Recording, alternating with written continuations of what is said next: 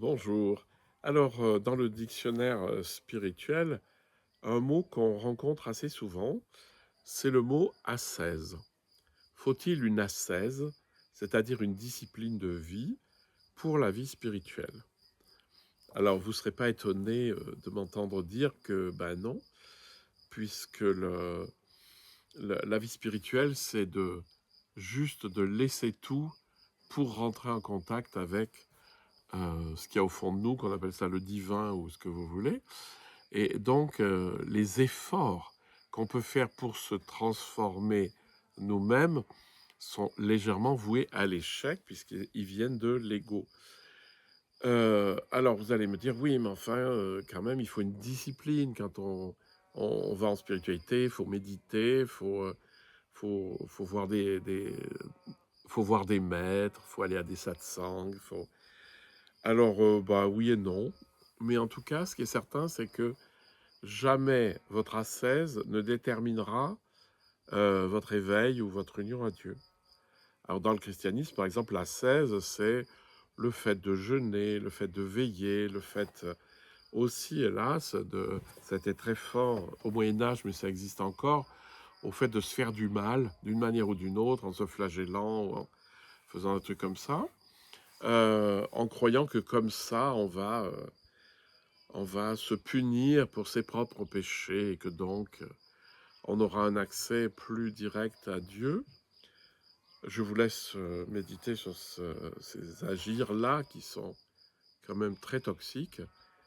C'est qu'en fait, il n'y a pas besoin de discipline, parce qu'une discipline, c'est toujours vous qui vous voulez vous la mettre, en vous disant, mais plus ça sera dur, et mieux ça sera. Alors ça, au début de la vie spirituelle, des fois, ça arrive qu'on se dise, voilà, alors là, je vais méditer 2 heures de plus, je vais arriver 2 fois plus loin. En fait, vous arrivez 2 fois moins loin. J'ai récemment quelqu'un qui m'a dit, dans un stage, au moment au début, j'étais très dans le... Voilà, il fallait en baver dans la vie spirituelle. Donc, il faisait des trucs vachement durs. Il restait une semaine sans manger et sans boire, 1 heure couché, 1 heure debout en méditant, voilà. Et puis voilà. Et puis, bah, vous pouvez faire ça un certain temps, puis vous arrivez aux limites du corps et vous vous tuez. C'est ce qui est arrivé d'ailleurs à la maîtresse des novices de Hildegard von Bingen, en fait, qui était une femme qu'on prenait vraiment pour une sainte, mais qui s'astreignait à des choses pas très sympathiques au niveau de l'ascèse.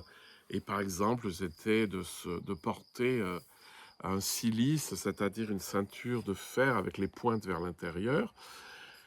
Et ça, en toute, personne ne le savait évidemment, hein, donc elle souffrait juste pour souffrir, et cetera. Lorsque Hildegard von Bingen a vu ça, pour la toilette funéraire de cette sœur, elle a interdit illico à ses sœurs de faire quoi que ce soit dans cette direction. C'est une grande sagesse parce que là, ces espèces d'ascèses beaucoup trop exagérées sont de toute façon l'œuvre de l'ego, qui finalement veut prendre la place de Dieu et dire: moi je sais ce qu'il me faut pour avancer, il faut que j'en bave.